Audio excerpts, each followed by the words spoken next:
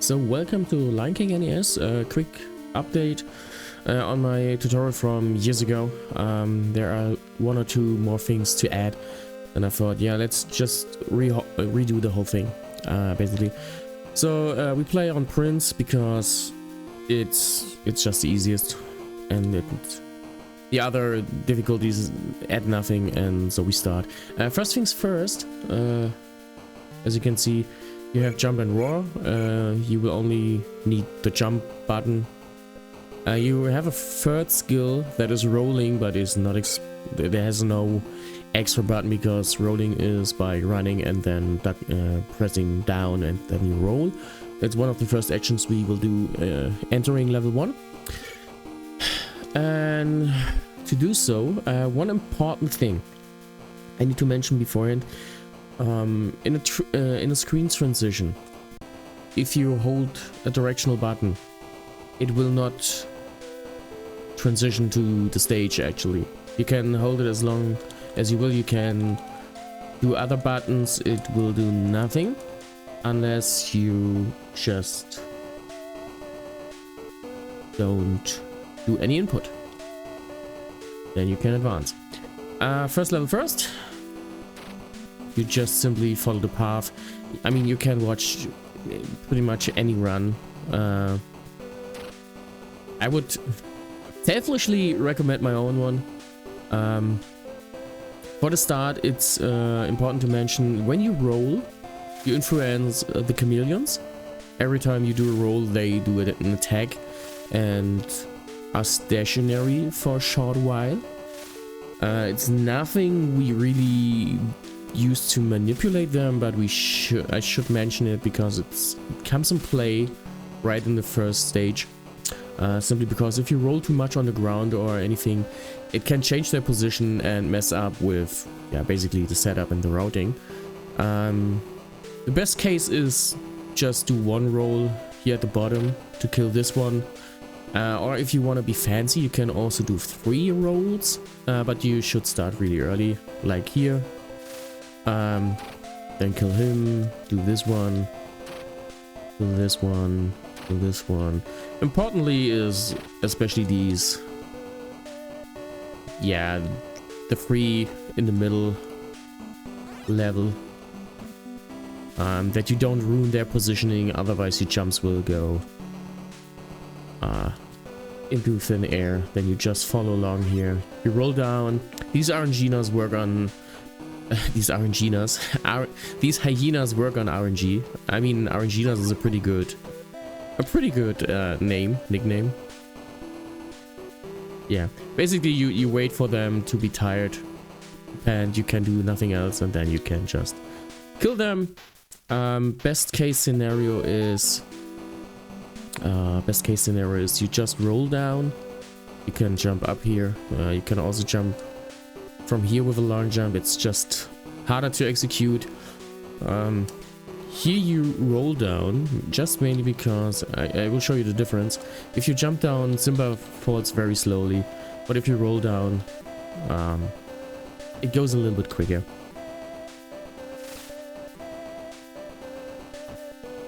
Yeah, also if you get too long here, it can ruin your setup. But what I basically do is, let me redo the stage to give you a better entry in the fight here. Also, something the difficulty influences is the length of the fight, obviously, because higher difficulty, the hyenas can tank more damage, like yeah, pretty much in every video game. This porcupine is especially annoying because if you're too slow, you have to wait for it. If you're too fast, you also have to wait for it. So you can almost say it has a frame rule. You don't need to play perfectly in the beginning, which is pretty nice, I guess. Yeah. So you come into this, I recommend just staying here, wait for him, and then he bites, and hopefully he's done. So this was not a good pattern. Let me see if I can get something good. I don't know when the RNG changes, honestly. I know it's not predetermined all the time, so you can get pretty much the same outcome. Yeah, but anyway, you just roll down, stay here. I would just recommend the right side, because if you're too fancy and you hit him too fast, you can just grab the health and then move on. And that's level 2. Level 2 is go to the left, jump on the rhino, go to the right. And here's an important part. First off, you have to really get used to the hitboxes and how Simba behaves in general, the jump and everything. That's another basic I haven't mentioned yet. Yeah, we can do running, we can rolling, as I mentioned, but Simba has two kinds of jump. The normal high jump and what I call, and then he has a long jump. And what I like to call a zigzag jump is like that. I just prefer to it as a zigzag jump. Jump, not jump. Because it's a move we like to use in certain places. You saw me do it in the first stage already, and it will come in handy later on in the last stage as well. Especially at the waterfall. And what this does is we can reach the same heights, but can cover a longer distance, and yeah, it's also a little bit faster than this. And you can do it out of just running and out of stands. And especially this one is, more or less important. So anyway, the rest is like, can't wait on the other versions. You get thrown around by the monkeys, just that you don't have to solve a monkey puzzle here. Then it's the ostrich ride. There are two important parts in this level. I will just show you the level as a whole and then the two key parts, I guess. Although one thing I can show you already here, so you jump here and then you wanna press jump, or more like not really spam jump. I tend to spam, but a little bit more controlled. Pressing A's in would be preferred, but here's a timing matter. You don't want to press A when it's fully down angled, but more like on the 5 o'clock or 5:30, I would say. I don't know. So yeah, you will see it when I release the button, I guess. Right here, and then you have a low angle. You can instantly click. Here you can just avoid the first monkey, so that is a time save. Also, what I haven't mentioned, the reason why I just rolled towards to the rhino. Rolling is generally faster than walking, and you can pretty much outrun the screen with that. It becomes clearer in the next stage. But we have one really important trick to do here, and that's that. The frame perfect jump from the tail into the monkey's arms. It's easier than it looks, honestly. There are different methods. I mean, it all comes down to timing, and the timing changes with the angle. So just figure out if you want a if you do want to have a high angle or a low angle, and then you find a good timing for yourself. What you can do is just stand jump, and then stand jump, full jump, full jump. Not full jump, but it really is a timing matter. But you can find setups that work almost every time for you. You can do it at a high angle. So there's a certain space, obviously, so you cannot go completely high or completely low. If you go completely low from here, you will just sometimes not hit the tail of the rhino. But yeah, it's a little timing thing. Easier than it looks, I would say.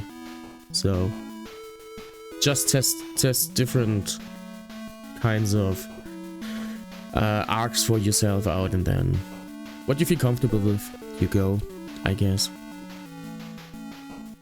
Here the same again. You want to have a low angle so you can grab the next tail faster. If you're too late, you get thrown higher and you grab the next tail later and then the next tail later. If you press too early, you will just fall into the water. So yeah. Next level. Let me just go to the next level by this one. The next level is Graveyard. Graveyard, it has 2 hyenas we have to defeat. So right in the beginning of the level here, we have a hyena. You just walk to the left, maybe do a roll or something else just to avoid him.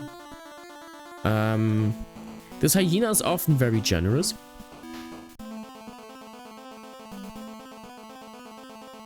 Like this. And this is what I call a 2 cycle. What I mean with that is, as you have seen, the hyenas need 2 hits. So they're panting and then you can hit him. But you can't hit him the second time. And then you have to wait for them to get tired. But if you are quick enough, so they pant, you instantly jump on them. So as soon as they land or do a biting attack, just go for it. Just anticipate they being in a tired stage, and if you just hit them quick enough, their invincibility frame run out before they are not tired anymore. So you can get 2 hits in one tired stage and defeat them in 1 cycle basically. If you're too slow, you have to wait for the hyena to be tired again. But yeah, this hyena is very generous in most of the time, I feel like. Obviously it's RNG based, so it's very subjective. I have no data to back it up if this hyena is actually more generous as the others, but you know, I feel like it is. Anyway, you just saw me do a lot of rolling. Give me this again. Now come on. Yeah, you generally want to get far away or close to them so they either jump or try to bite you. So yeah, rolling. No, I wanna show off the rolling and the outrun of the screen. You see how Simba is getting closer to the right screen, to the right side of the screen. And then we have the vulture skip. This is a strat that we took over from the TARS of the game. Captain Cupcake is the one who found a RTA setup, so shout out to them. I will show you first how this trick works and then show you kind of a backup. But this trick is a key element of the run, so extremely important, the most important thing in the run basically. Aside from having a little bit of luck for the hyenas and the waterfall later on. Yeah, anyway, you can just walk up until here. If you cross this little gap in this little crack, the gap in the stones, the vulture in front of us will fly up. And it will at some height, it will decide to fly left, right. If you're a little bit faster, you can control and then jump forwards. You can control it a little bit of its height and when it flies left and right. Also, if you jump, you trigger the other vulture as well, and we need them both. For reasons you just saw, because we need them basically as a flying staircase to reach the point, to reach a platform where this health bug is. It's a little bit timing dependent because they shouldn't be too far apart in height. If the upper vulture is more to the left, you have to jump earlier. If it's more to the right, you have to jump later. So for that you have to kind of feel for it for the different patterns. But that's generally the rule. So it's not messed up if the one is a little bit more to the left or to the right, or if they perfectly aligned on top of each other. That is not a guaranteed fail or success. It's more importantly that they are not too far apart, be it in length or height. In height, I mean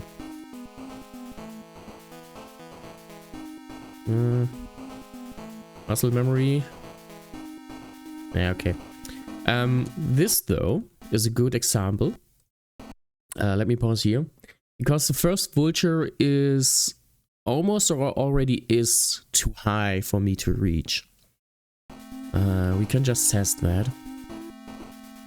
Yeah, it was a little bit too early, and it was also too high. So the perfect alignment is when it's pretty much, yeah, when it covers or don't exceed these rocks. Can you see my mouse here? No, you can't, but yeah. Where the platform ends and his wings, where this meets, it's a good height, and they shall not be far apart. And then you just try to do this already. Also, this by the way is too high, so this will not work. I just try to jump on the first one. You see, I have no chance to reach that one. Another important thing to mention is I'm waiting here and try to spot the right moment to get back to the left, because once I get back up to the left on the platform, they will basically follow me to the left. And now I just have to wait for the perfect moment to set them up for me in a way that I can use them as a staircase. So you just watch them and use them as a staircase. And you already at the end of the level, you just do some rolls here. You hope you get good RNG from this guy here. Can be a pain in the ass. Roll through the door here, and you're pretty much done. So what's happened when you fail this trick, you might ask or wonder. Easy solution, you just go more to the right, you progress normally through the level, you be here, and this is a very tight jump. It's a very tight jump. That's why. Oh man, come on. Nope, cannot use that. Okay, good to know. I mean, you already get the idea of it. You just try to be as close to the gap here, and then do a long jump. It's just very close and tight. It's not a good jump. And yeah, if you're not quick enough, the vulture will also just annoy the shit out of you. Oh man, I haven't done it for a while, but you get the idea. It used to be easier, but it's an outdated strat. Here we go. It's an outdated strat just because the other thing's easier. You don't have to deal with that hyena. It's not mandatory, so just ignore it. Yeah, if you need health, just pick it up on the way. Go your merry way. Have good RNG. If this hyena is not playing along here, just go to the left to the bone door and hope he jumps at you and is immediately tired again. It's riskier because if he isn't, you're probably dead. But it saves you obviously more time if you lure him to the right way. But yeah, best case is he just is straight out tired. Having perfect RNG on all 3 hyenas, the chance is 1 in 15. I believe it was 1 in 15, 1 in 50, something like that. I need to look up the numbers. Bangerra, the moderator and former world record holder, broke down the probabilities of that. Has written a good text on Speedrun's archive for it, about the game, about it works and the strategies back then. I might link this under the video for you to read. Also, yeah, this basically covers everything. Yeah, the most important thing is this trick and this jump. Gets a little bit to get used to. You only have 1 shot and you go your way. It's always roll as your life depends on it. Do a 2 cycle and you're pretty much done.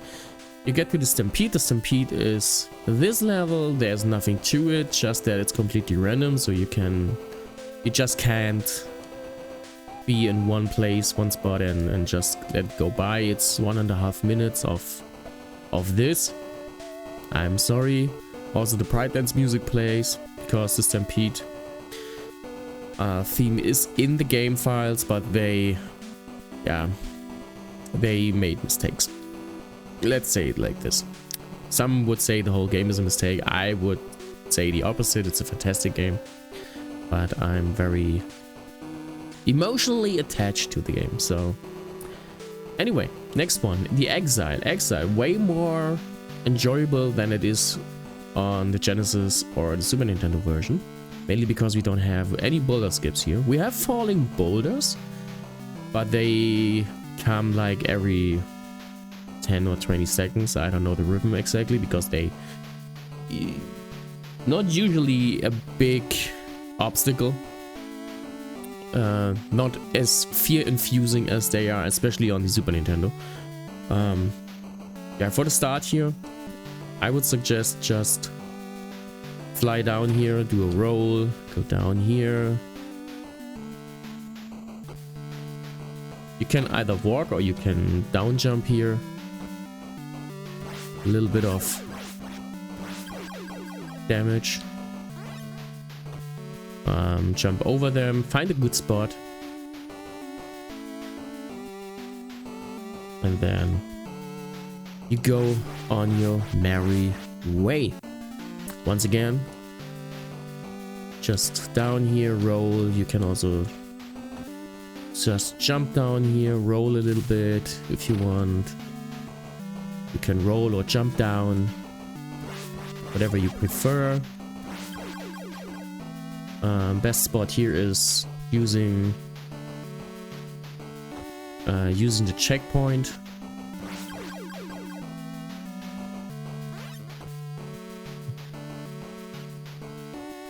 You roll, you jump. You either hang on to the edge there, or you make it so that you can. It's a stupid jump because the hitbox is a little bit shady here, where the platform actually ends. But you can, as I did in the first at the first try, jump here without hanging to the edge. It's just a little bit tight and fear-infusing, but don't worry.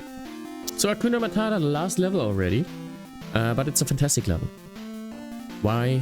Because it has a beautiful waterfall that is completely RNG and breaks the laws of physics, and everything you have learned about the game, how it works, how Simba behaves, how hitboxes work, you can forget about all of that at the waterfall. It doesn't matter. Anyway, let's start a level. You just jump down here, you slide, you hold right, jump here, do 2 rolls, rolling, jumping. It's pretty basic and easy. Roll, jump up here. That was beautifully bad. You can also jump here. You just spam here, you don't have to time it as on Super Nintendo or Genesis. Here you have to time a little bit. Here you can roll. Next trick. Also taken from the task. A perfect flight. What I like to do is to use this bush as my starting point. You can also go later or earlier, not really, but also you can go later. But I like to use this bush. It's a starting point. You can cut the corner there and fly down instead of gliding down or sliding down. Once again. If you're too early, you just slide.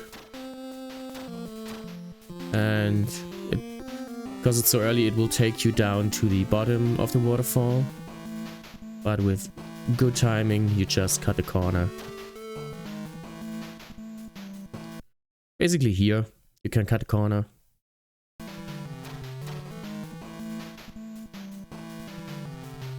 Can cut it pretty tight. That's something you will get the hang of very quickly. And then it's waterfall time. And waterfall is, like I said, it's pretty devastating. Here's the zigzag jump and the long jump out of the stance. Pretty useful.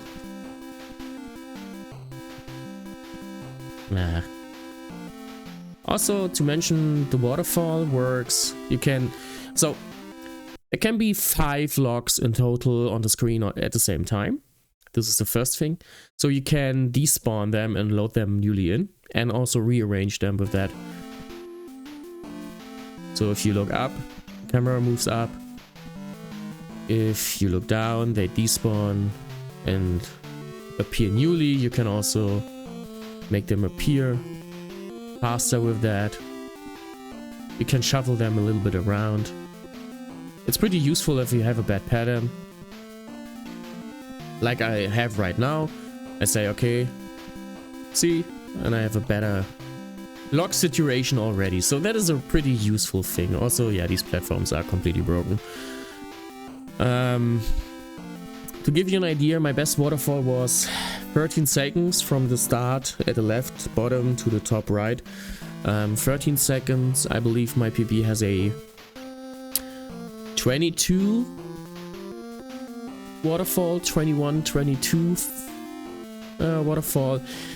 I feel like an average waterfall is 19 to 20 seconds. So yeah, a little bit above average in my PB. So there's time to save.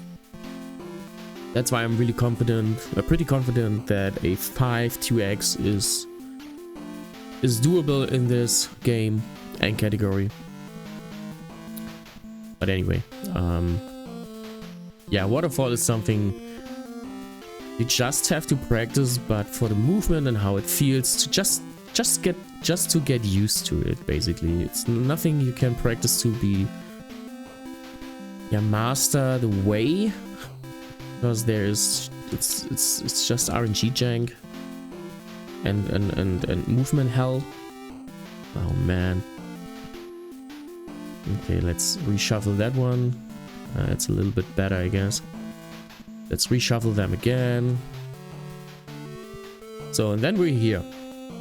Here you just fly down, just jump, ignore this checkpoint, land on the second frog, roll,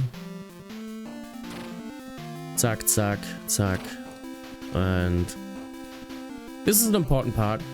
This is the end boss of the game. Takes 4 hits. You have to basically throw these coconuts he's throwing back to him, or hit them back. We will exploit a little bit. We will face tank him pretty much. He needs 4 hits. We have 4 hit points. So the only one, so we need to get, we need to hit back 1 coconut without taking damage. The rest we can just face tank. And we also want to manipulate them, because by the direction, when we change the direction, After he's gotten hit, he will throw a coconut after one disappears. If a coconut disappears and you change the direction, he will throw immediately the next one. And we will take that to our advantage. Let me take this. So, also important, this jump here is... I don't know if it's pixel perfect, but it feels pretty pixel perfect. It's a very close call, but it's no problem with the setup I'm about to do. Because we just jump here, we run, yeah, where the shadow meets. I need to do it faster to make it viable. So we run to here, run back, you jump, deload the coconut, and then he throws immediately the next one.